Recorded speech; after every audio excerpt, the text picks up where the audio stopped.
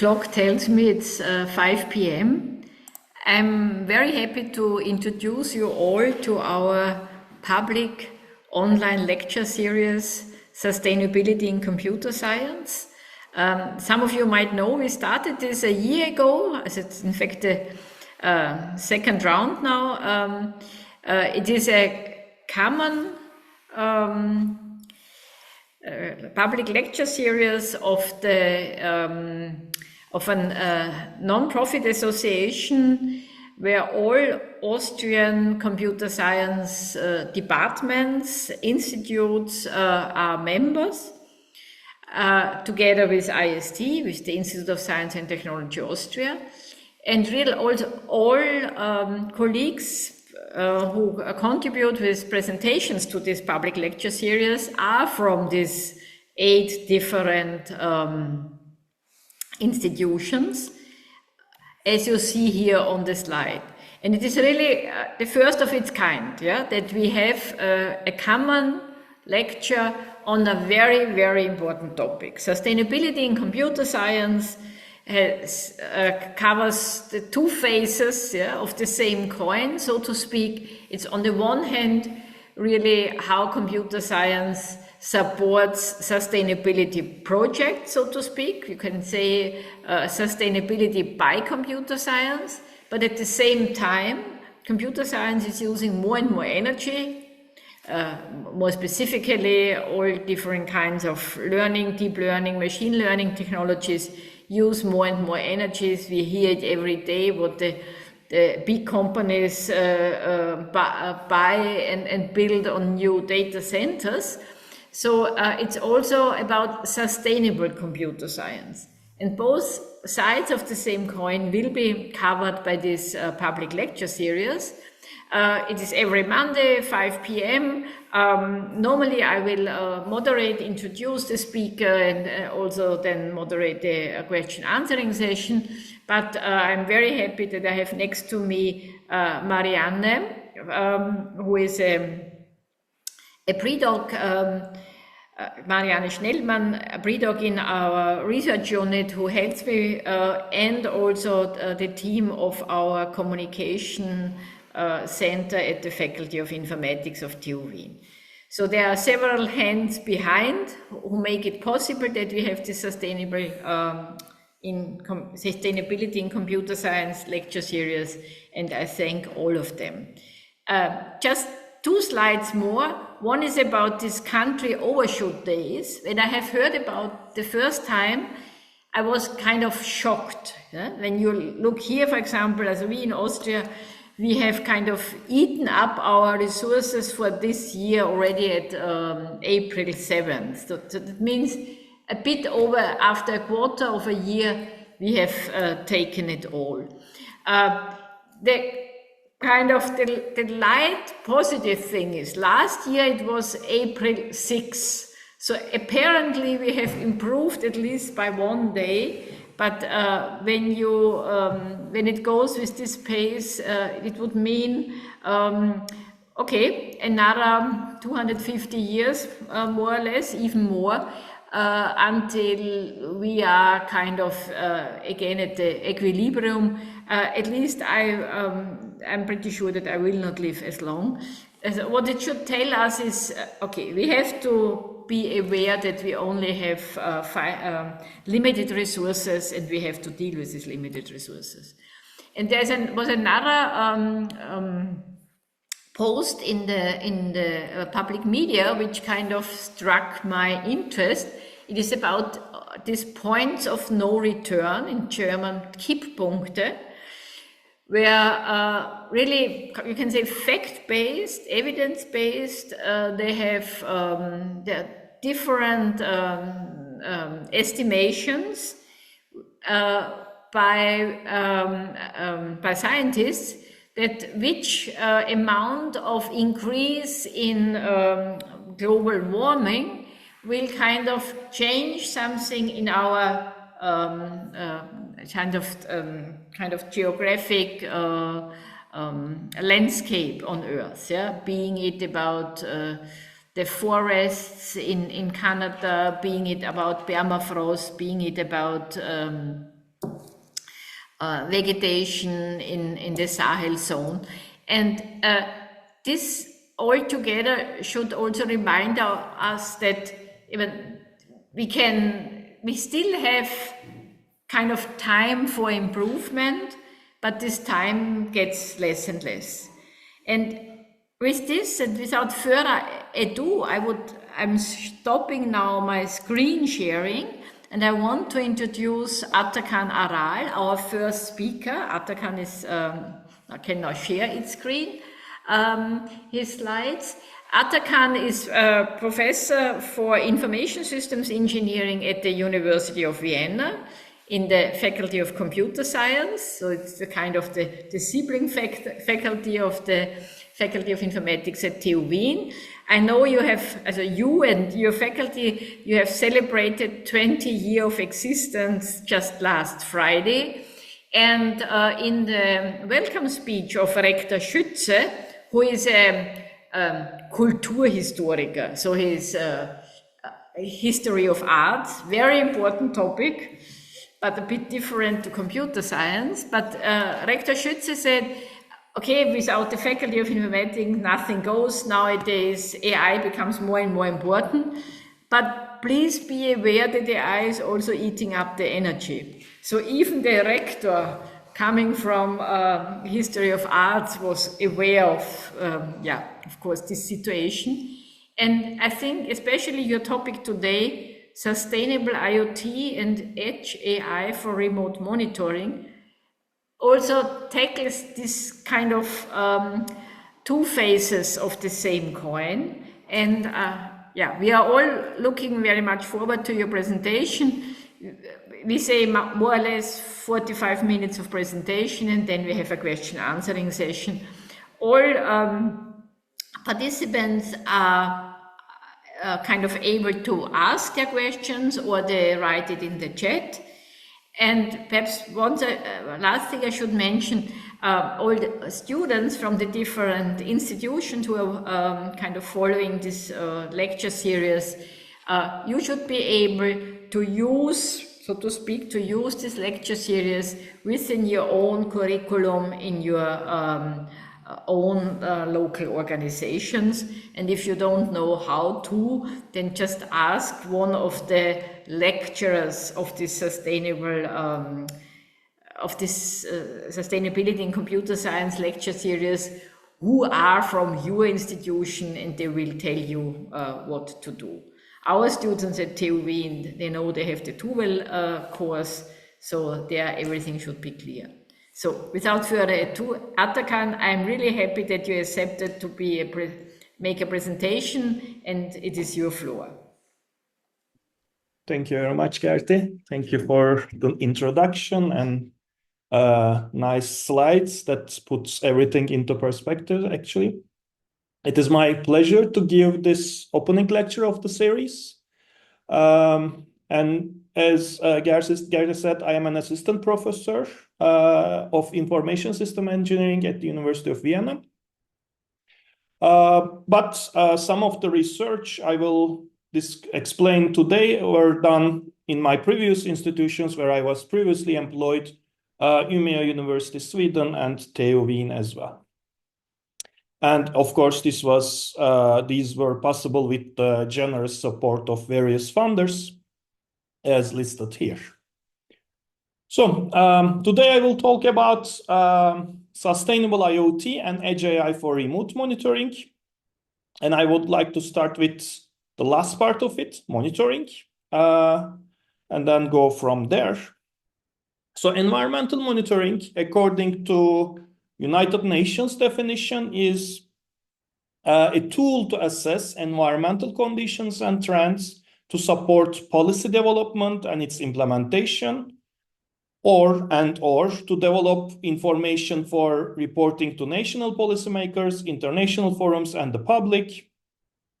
And finally, to achieve real-time decision-making, which is quite relevant for us computer scientists, because here this real-time decision-making is enabled by rapid advancement of technologies such as Internet of Things or machine learning.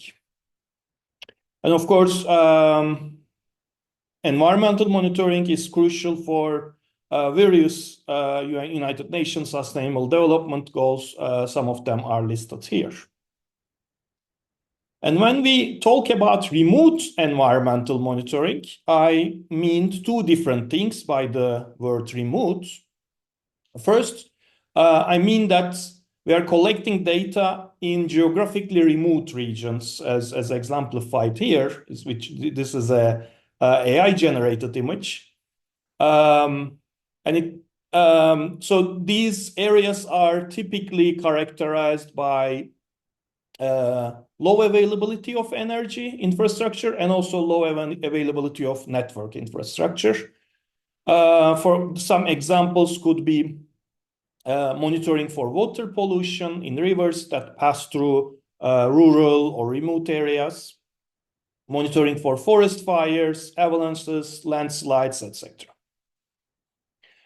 And the second meaning of remote is that we are using connected systems, connected networks, and IoT technology to gain real-time insights remotely. So in traditional environmental monitoring, scientists go to the target site and collect samples and then analyze them in the lab. Where what we mean here is that there is a system, a semi-autonomous system that we can receive data from remote. This system includes sensing equipment, sensors, IoT devices, or even smaller devices called microelectromechanical systems and so on. Communication equipment for the transmission of the data from the sensor to the nearest gateway, and processing equipment, which can range from as small as a Raspberry Pi to massive data centers running digital representations of various environmental aspects. And by the way, this name, remote environmental monitoring, shouldn't be confused with remote sensing, which is something different. Remote sensing means you are acquiring information from environment without physical contact to the environment. For example, from aerial imagery or satellite imagery, you can learn certain things. This is not what we mean here. We mean insto, which means on-site monitoring of environmental parameters, but the communication is remote. So then let's go on with some examples of remote environmental monitoring or rural environmental monitoring. I will use the terms interchangeably. I will talk about two categories of it: pollution, pollution monitoring, disaster warning, and for industry. So for pollution monitoring, and by the way, I will give examples. I will try to give examples mainly from governmental organizations or research projects rather than commercial examples. So let's start with air quality monitoring. GEMS Air, which stands for Global Environment Monitoring System, is a part of the United Nations Environment Program with more than 27,000 air quality stations all around the world that can collect hourly measurements. Unfortunately, this is located mainly in urban areas, not so much in rural areas, although air quality can also be affected in such remote areas due to winds, fires, etc. But currently, as you can see, it is the sensors are mainly located in more populated areas.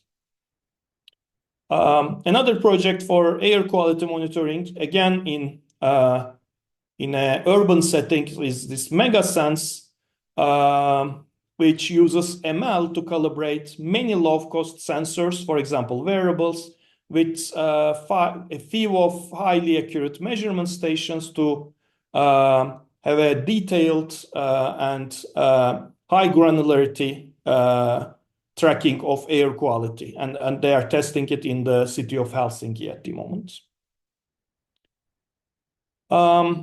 When we move to water quality monitoring, this is a project from my own in collaboration with different European universities. I will come back to this details of this project later. This will actually be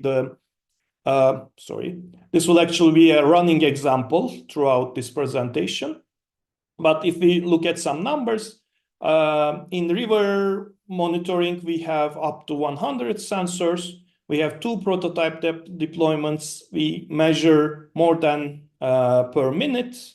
And we also have a feedback loop that detects any pollution, estimates its location, and warns the authorities to take an action. So there is a feedback loop available. But as I said, I will explain what are these components are later in my presentation. What is measurement station, what is an edge server, and so on. So let's go on to the next example. Yeah, another project for water quality management is the Waterline project. This actually uses remote sensing, so satellite imagery, and it combines it with historical data, in situ data, and crowdsourced data so it merges this multi-source data set to improve the hydrological models and their predictions. And this was in collaboration with, I think the coordinator is the Aristoteles University in Thessaloniki, but one of the participants is TU Vienna as well. Then when we move to seismic activity monitoring, one of the largest examples is EAM-SC, which is the European Mediterranean Seismological Center with more than 2,500 sensors and sub-minute measurements. And again, this is mostly deployed in urban areas. Another interesting project is for avalanche monitoring by the Snow and Avalanche Research Institute in Switzerland, which have 186 stations in Swiss Alps that collect data every 30 minutes to measure, for example, snow levels to predict any avalanche risks in the area. And this is the last one and maybe the largest, not in terms of sensors, but in terms of global distribution, the largest environmental monitoring system available currently. This is CTBTO, which is a Comprehensive Nuclear Test Ban Treaty Office, which aims to track nuclear tests and enforce the nuclear test ban agreement signed by many governments around the world, and to see if they are really obeying the agreement or making secretly nuclear tests. So to be able to do this, they have to build facilities worldwide to cover the whole globe, which from jungles to Antarctica, to monitor the planet for seismic signs of nuclear explosions. And the data generated by this worldwide sensor network is also used for climate research, which is a side benefit for it. So as you can see, this is the most homogeneously global sensing network available currently. So here is a summary of the current environmental monitoring use cases in remote areas, which contains an analysis of number of stations, how dispersed they are, how strict real-time constraints they have, etc.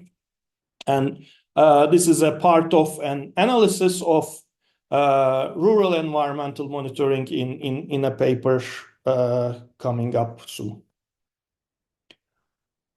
So So this part up until this part is what Gerti in the beginning in the introduction called one side of the coin. So one side of the coin is we are using computer technologies or networking technologies for environmental sustainability. But we should also consider the other side of the coin. So yes, monitoring is crucial for environmental sustainability, but how can we make sure that monitoring systems themselves are also sustainable? So when we are monitoring the environment, are we causing additional problems or giving additional harm to the environment? And when you ask ChatGPT to generate image of environmental monitoring, this is what it generates. Which is definitely not what we want in a sustainable environmental monitoring scenario. As you can see, it shows that the environment is full of equipment, network devices, solar panels, etc. And this is, of course, something we want to avoid. And this is this is a part of my talk today. How to do this environmental monitoring more sustainable with less footprint on the environment. So as promised, I will now go into the more details of this project that we have carried out in collaboration with Finnish Environment Institute, Istanbul Technical University, Lugano University, and TU Vienna and University of Vienna. So in this project, our target was to locate the source of pollution in rivers by building measurement stations in the downstream river. So in the downstream, we have measurement stations that collect real-time data, and they send this real-time data to a nearby server. It can be in the same area, or it can be even co-located within the measurement stations. But the idea is this is short distance communication. As you remember, I talked about there is the issue of communication infrastructure in remote areas. So we don't have, for example, cellular connectivity. So we rely on shorter distance communication. So we can collect data in a nearby server and do some kind of pre-processing. Again, I will later talk about what does it mean, what pre-processing could mean in this setting, especially in AI setting. And then periodically we can send what we have learned about this environment to a remote server. When the connectivity is limited, we cannot send raw data continuously to the cloud server, but sending model updates in infrequent intervals is usually feasible. You can use, for example, satellite communication for this, or there might be some connectivity with unreliable, that is unreliable, so you have to wait for some time to have sufficient time to transfer it with low bandwidth. So as I said, periodic communication is possible, but continuous communication has to be done locally. Then, using this pre-processing and the full processing in the cloud server, we try to backtrack the pollution based on data coming from different stations to the source of the pollutant. Once we have a prediction, we send a warning to the corresponding authorities, and they either warn the facility causing the pollution, or they act by themselves. So one thing is important here is that when we talk about sustainability in computer science, we usually what comes into the mind is large data center, LLMs these days, and large AI models in general. which consume a lot of energy. However, today we will focus on this edge servers, which are very small servers. It could be, as I said, as small as a Raspberry Pi, and IoT equipment, again, low energy consuming devices, which are usually ignored simply because of that reason, because they consume very little energy. And if you think only about energy efficiency, this is not a part of the problem. The cloud server is the part of the problem. However, sustainability is not only energy efficiency. There are other things to consider beyond energy efficiency. For example, the new environmental monitoring systems require very granular monitoring of the environment. It could be a river, it could be a forest, but you need data from many locations to be able to cover it. And this brings the problem of energy and network availability in those areas. Because if you want to bring the energy grid, or if you want to bring the cellular connectivity, you have to build something in this natural environments, and you have to bring the cables or bring the antennas, which causes additional environmental footprint or ecological footprint.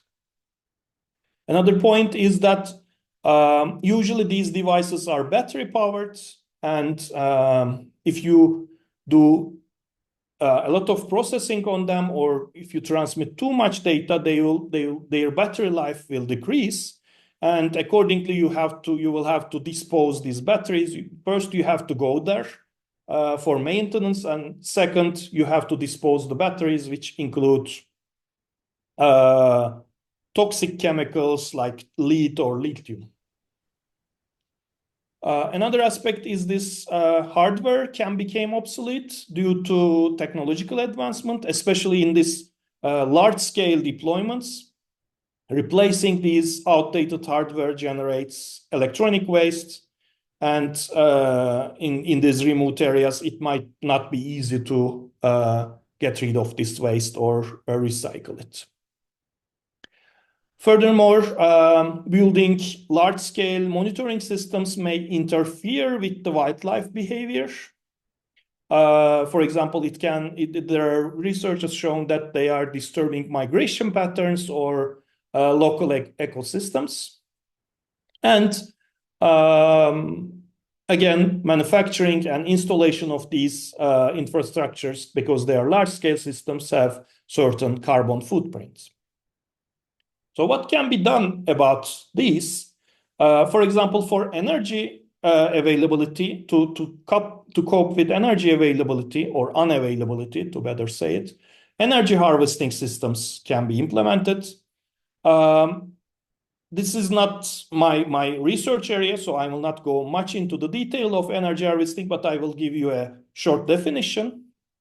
Energy harvesting means conversion of ambient energy that is present in a certain environment into electrical energy, so that it can be used to power devices that are not connected to grids. For example, it could be kinetic energy. If it is river monitoring, you can have a turbine that generates energy from the water flow, or you can have micro wind turbines that generate energy, or of course you can also have photovoltaic panels benefiting from solar energy. The problem with energy harvesting is that the energy generated this way is usually limited, and it's also unreliable. For example, solar energy may not be available in every season, or may be available intermittently due to day and night cycle. So, as I said, I will not go too much into detail of energy harvesting. What I will talk about is other types of solutions. As you can see, most of these challenges could be less drastic if we have fewer sensors and fewer sites. It will be less harm to the ecosystem, there will be less hardware, there will be less battery, and so on. One idea is to reduce the number of sensors or sites you are building, while at the same time have the same quality of coverage as a more large-scale deployment. And here AI comes into the picture that can help us to collect from fewer locations, but have the same quality of data. The second optimization we could do is to have less frequent communication, so that these devices save battery and these battery life is preserved. There is less disposal. Finally, they can also do more efficient processing, similar to communication, so that again they consume less energy. So I will go through these three different solutions one by one, starting with the number of sensors.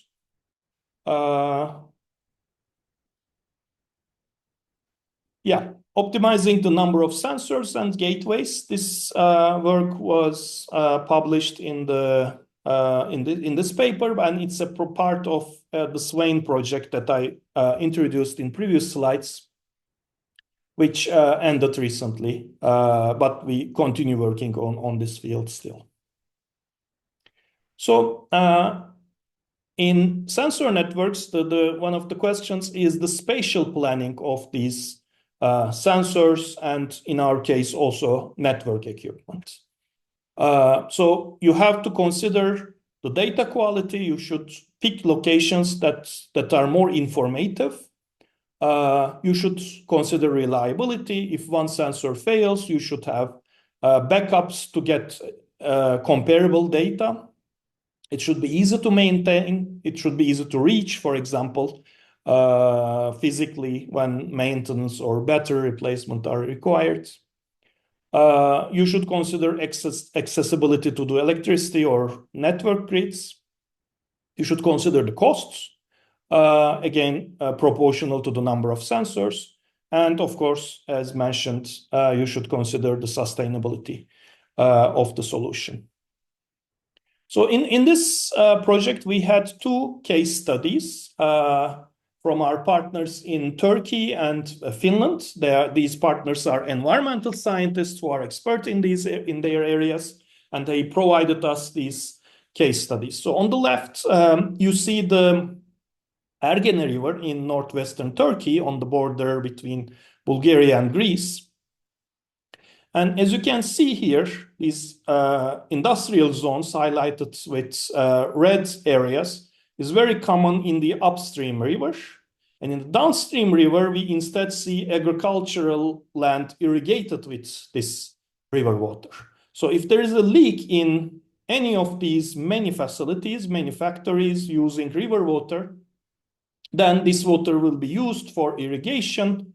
It will, of course, also affect the habitat in the river, not only in river, because it also connects to the Maritsa River and eventually reaches the agency. So there is risk of ecological disaster caused by especially textile industry in this area.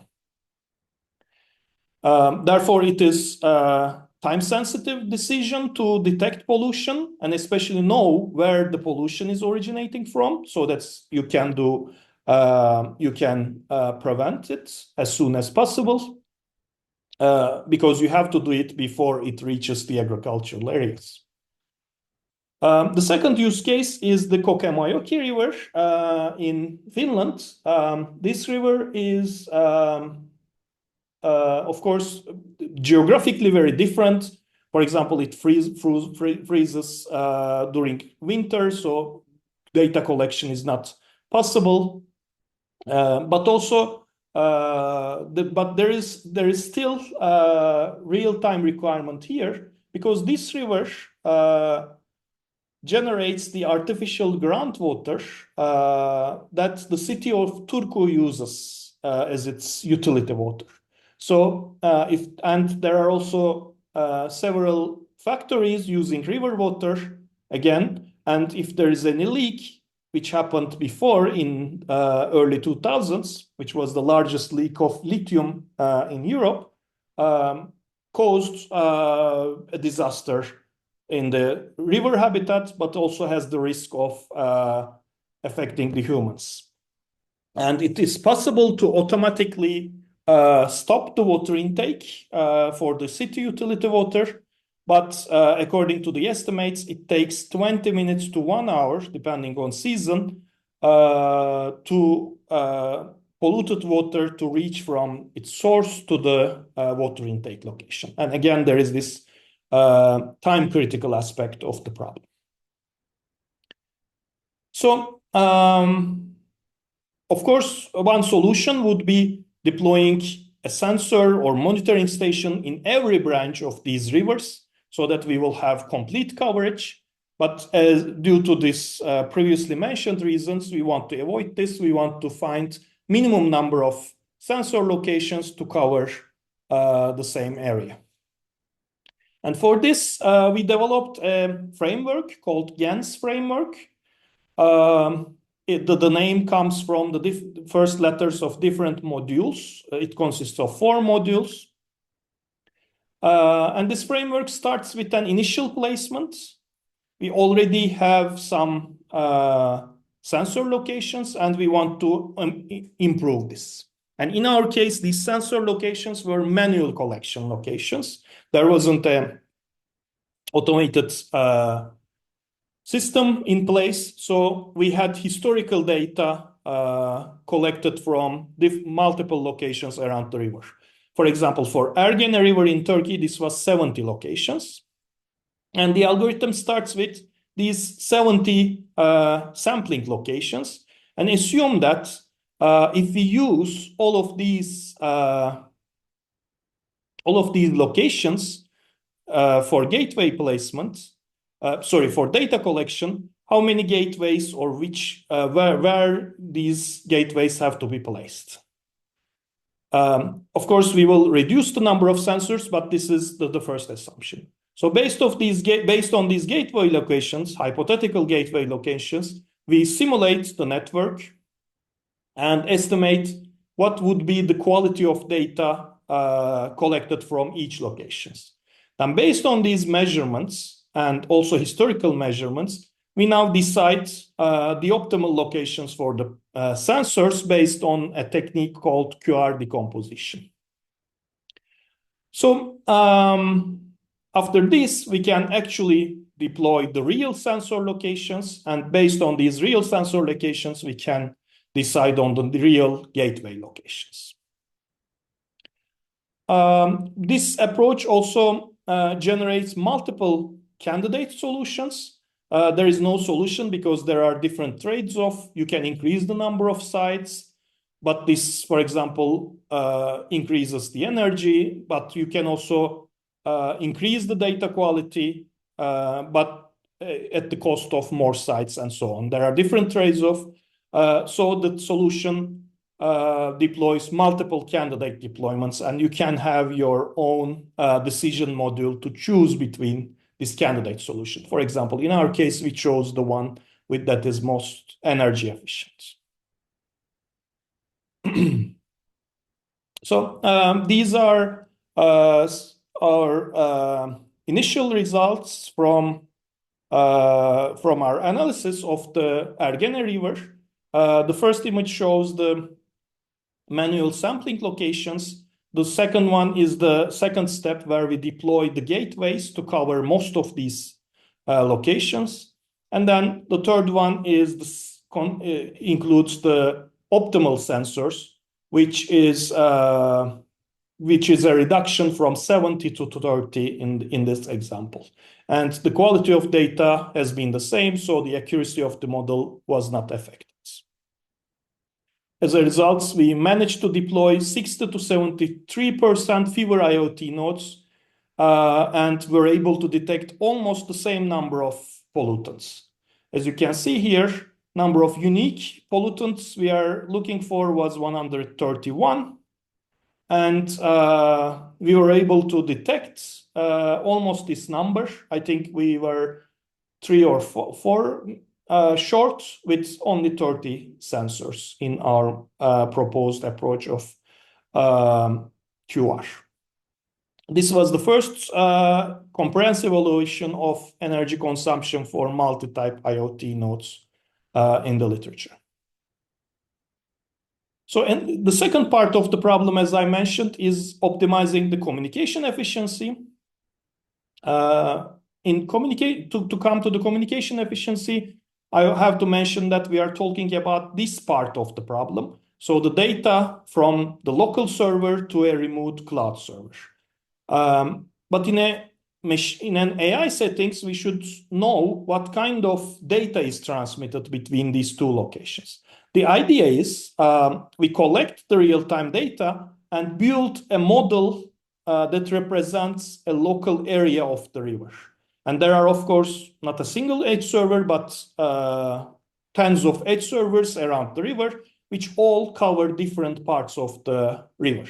But to have a global view, these models have to be combined together. So periodically, they send their trained models, parameters of their trained models to the cloud server. And these parameters are very small in terms of data size, so it is possible to submit them to efficiently.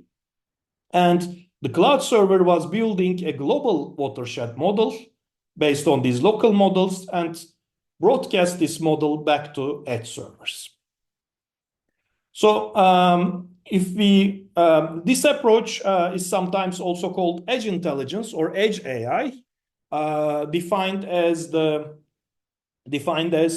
edge computing with machine learning and advanced network capabilities according to IEC definition, or more informal definition is instead of relying on the cloud, edge AI makes most of the widespread edge resources to gain AI insights.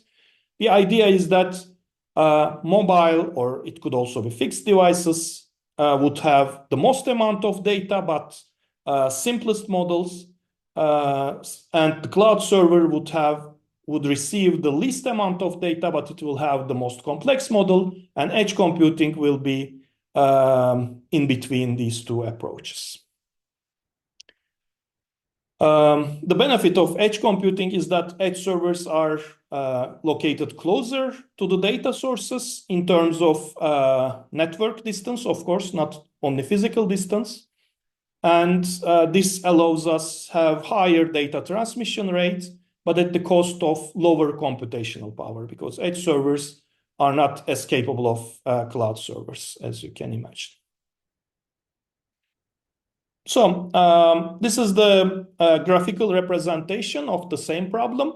We have the data sources, we have the edge nodes, and we have the parameter server. The streaming data reaches the edge nodes. Local models are trained. These are transmitted to the cloud server, which is in this case called a parameter server, and then redistributed to edge nodes with the model broadcast step. And it continues as an iteration from this point. Now, these edge nodes train on this new model, and then after a while, they send it back to the parameter server for another update.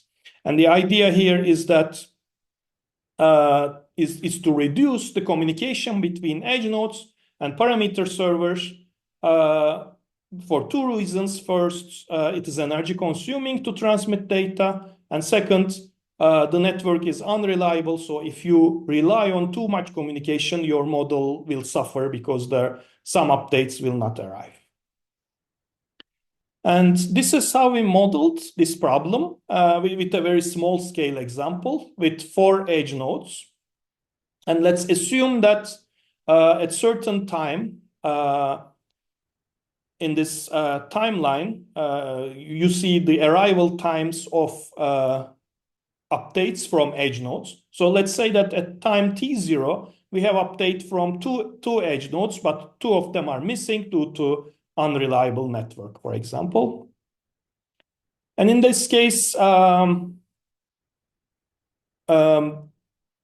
you also have these charts that shows the accuracy of prediction models. So in edge nodes, there are initial models that over time decay because the model loses its freshness, so it will became stale over time. So what we could do is that in option 1, at time t0, we can decide that, okay, I have sufficient new data. I will build my global model and broadcast it. The new global model is fresher, so it will be an improvement in accuracy, and it will then decay itself too. But then in the future, we will have another iteration, of course, when new data arrives. An alternative is that you can decide to wait a certain amount of time until time t1, where you will have more updates, hopefully.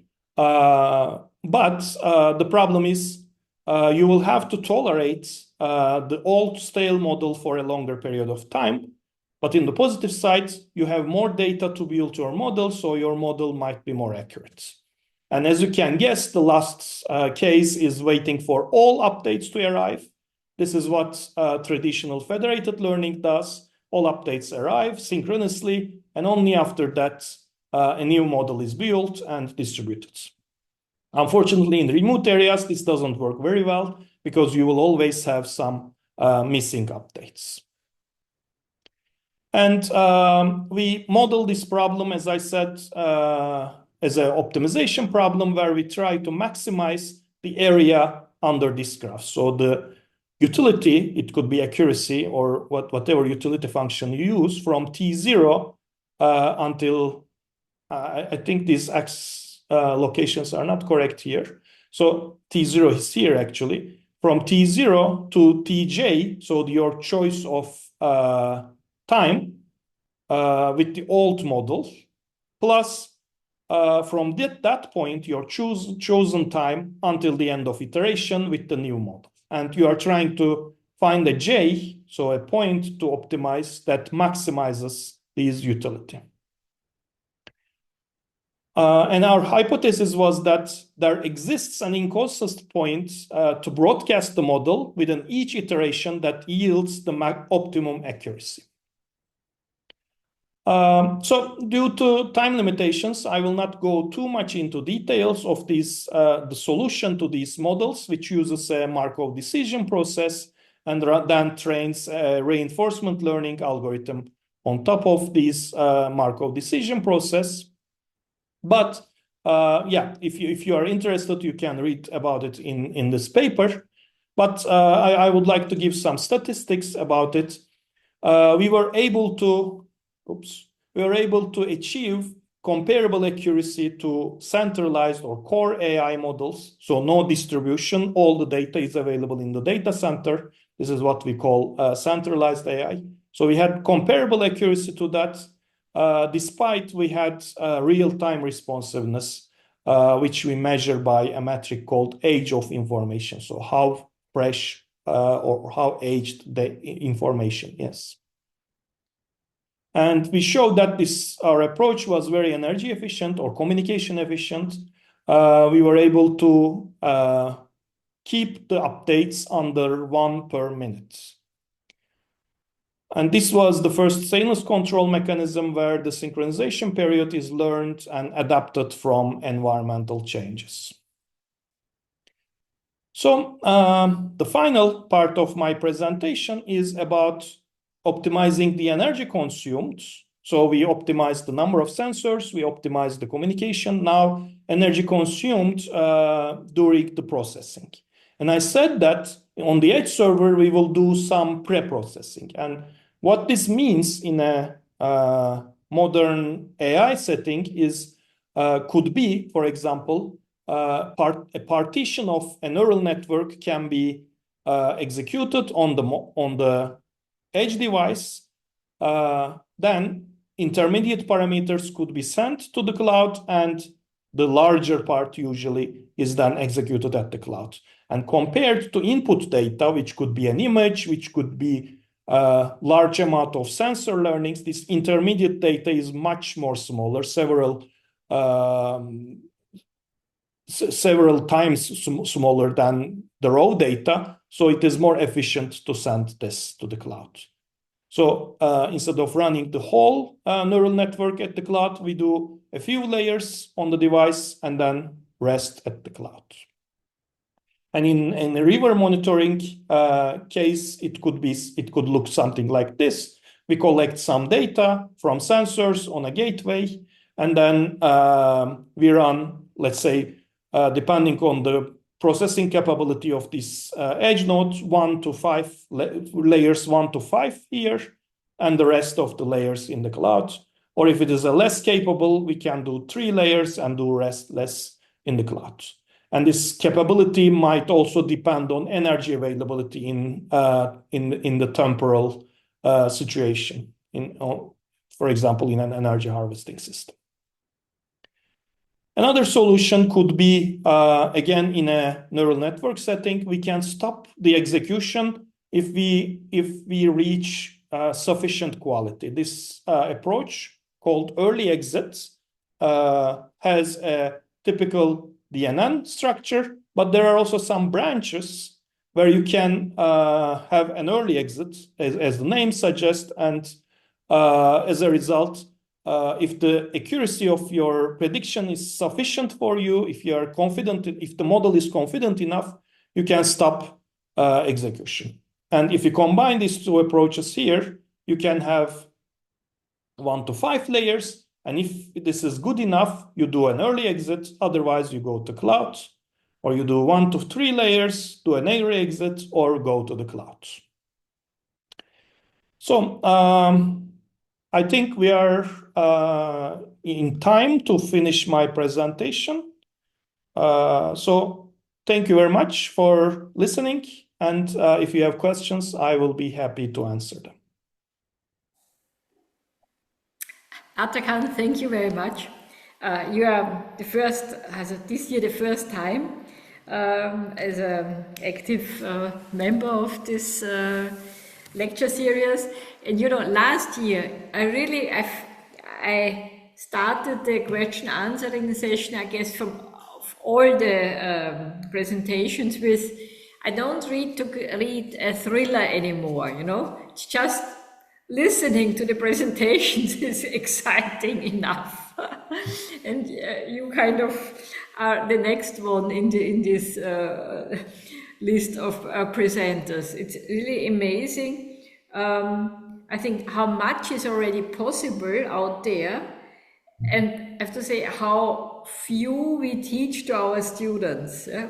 Once more, I think it shows how important it is that we take up this topic.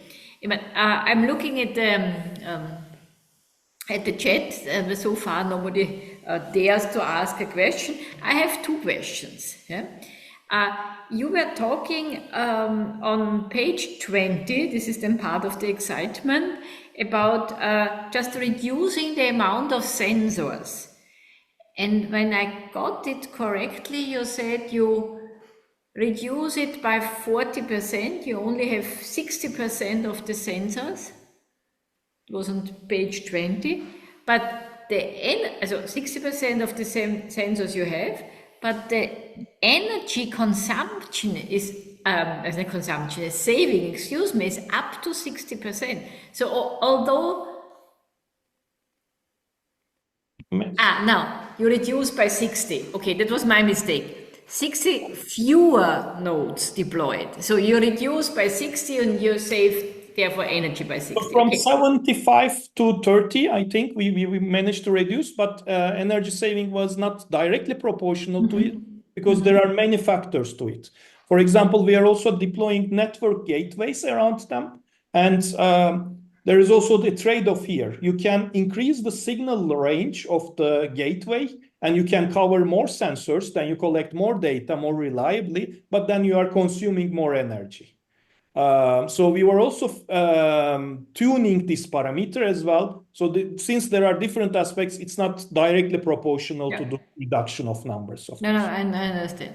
But now, you know, people start writing down in the chat.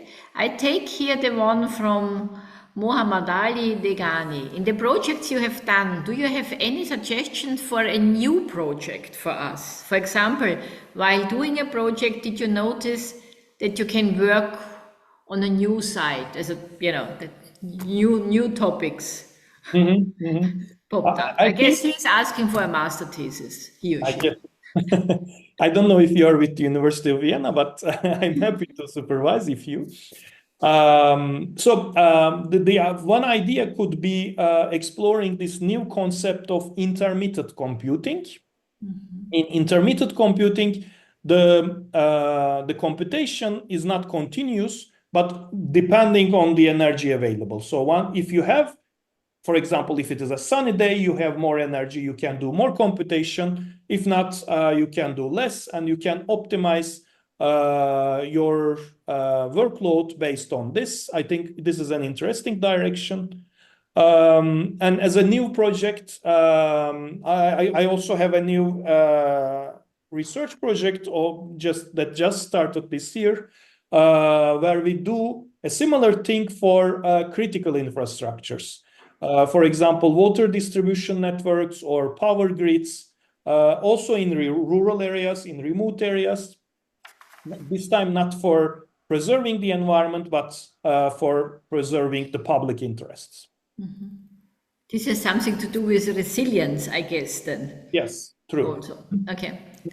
Perhaps the next question by Maximilian Fischer for the last topic with the data processing on the edge.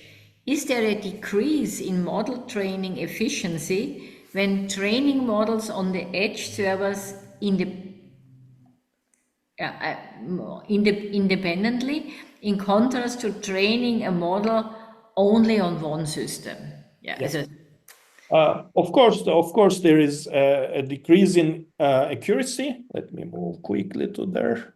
Yeah, here we go.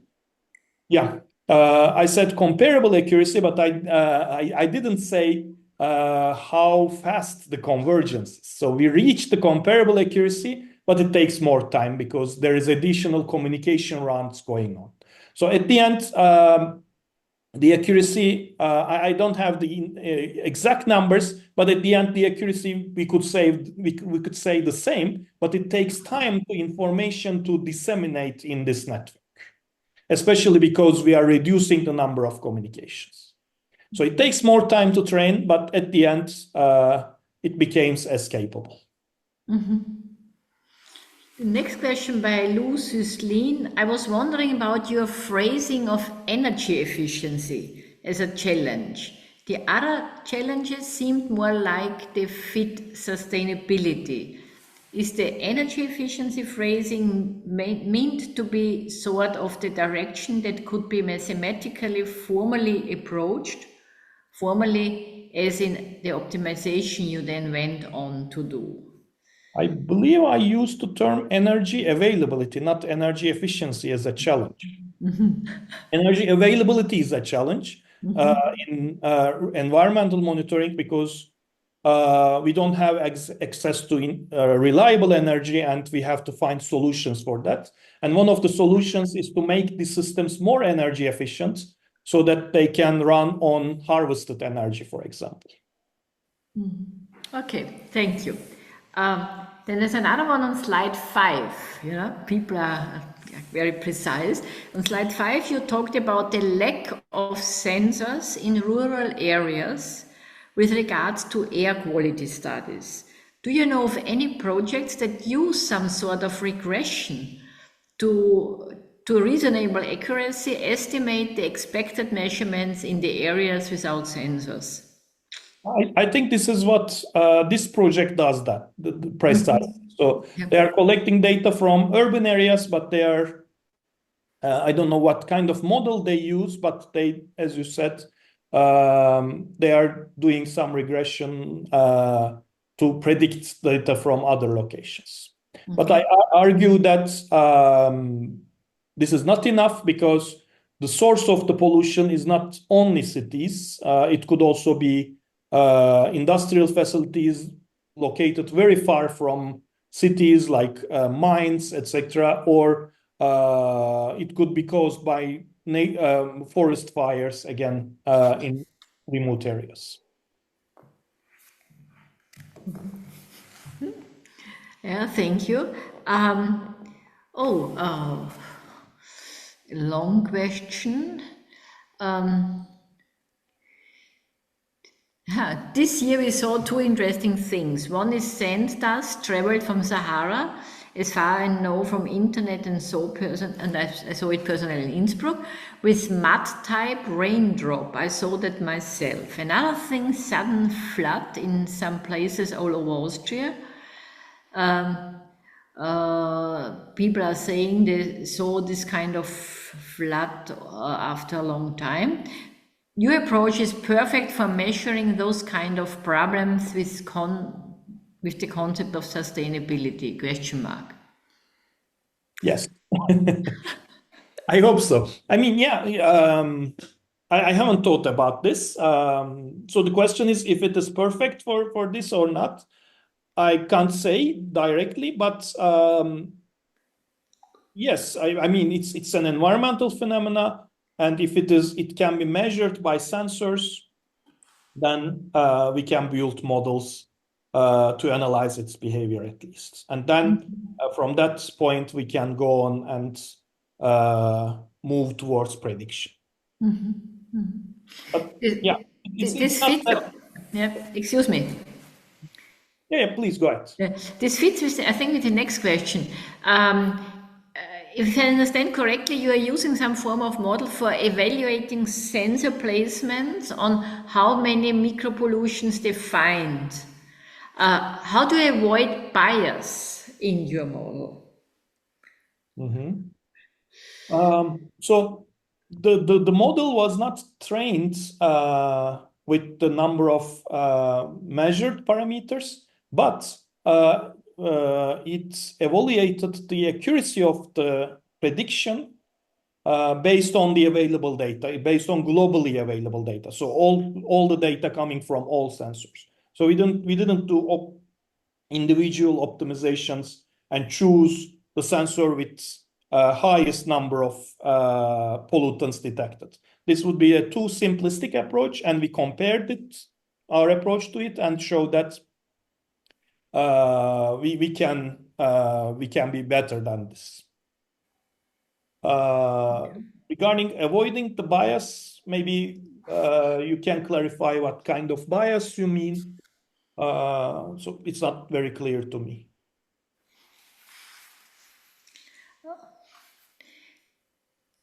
So I just speculate that I can imagine that depending on when you measure different micropollutants, you think these are the only ones which are here, but perhaps if you would measure somewhere else, you would also find some other micropollutants or some other viruses or so on. So it's I guess it can be seen in this. The thing is, environmental researchers were involved in this project, and they decided which parameters to use, and based on their decades of collection of data from these facilities and so on. So they identified the most interesting ones, I assume. So it's still a bias, but it's the collective bias, which we call objectivity. Yeah, anyway. Okay. I think that we are. Okay, ironically, there's a last one. I take a last one. Ironically, would it be more desirable in terms of sustainability to have smaller models fitted for a certain region, or as you did with globally available data? Good question. Yeah, that's true. Yes, it would be more energy efficient, for example, to run or train smaller models. And what we try to do is actually both best of two worlds. So we train local models and consume require less computation, but also we communicated with cloud data centers. And cloud data centers can have more sustainable if they use green energy. Sometimes they are located in places where better access to renewable energies. So making it more sustainable is possible in cloud server, but not so much on the edge servers because we have very limited availability. I think our approach could be somewhere in a trade-off between a large model and a very small model, which would be inaccurate. So you also now answered the last question about the trade-off.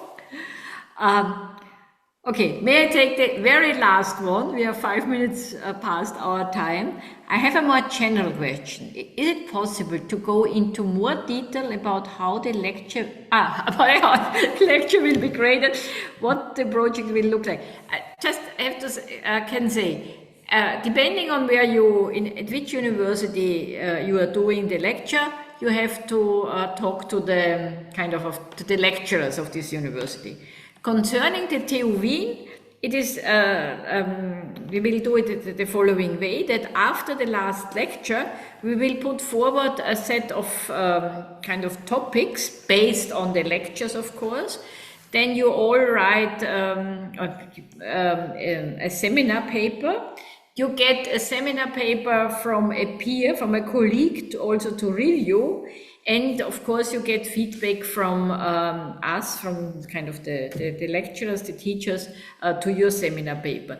Depending on the amount of students, we might even do some presentations, but this really depends. As I can tell you, last time we had 70 students graded, really doing a seminar paper, and which is then impossible to do presentations. But you have to write a seminar work and do a peer review of the seminar paper of your colleague. This will take place in February, during February, and at the end of January we will also we'll make an online Zoom meeting to explain this second part of the public lecture.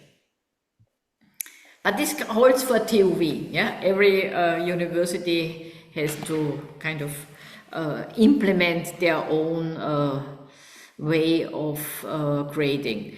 We are always asked to work together, but at the same time, bureaucracy of the different universities make it almost impossible that you do it at one university and then get it accepted in the other one. Is attendance in Zoom mandatory?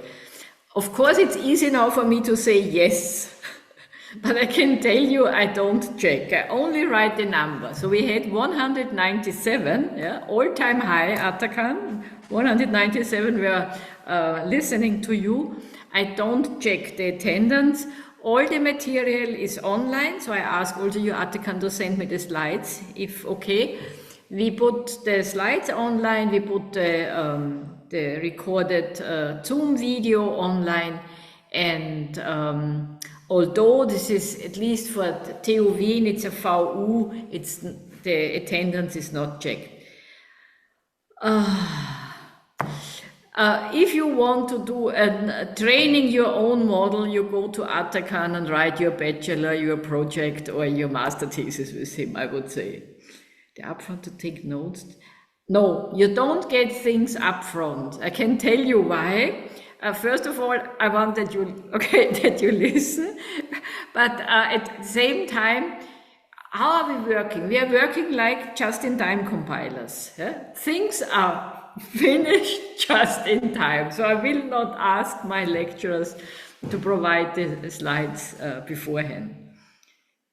Yes, everything is in Tuvel, including the recordings will be online at our website, and we make a link to it. Yeah. Good. I think now we have all of the questions answered. Atakan, once again, thank you for the very interesting presentation. Thank you to all the participants. And I hope that we see each other again next Monday when we hear René Meyerhofer from Johannes Kepler University Linz, also talking about the two sides of the same coin. Thank you very much. Goodbye, and we will stop recording now. Have a nice evening. Bye-bye.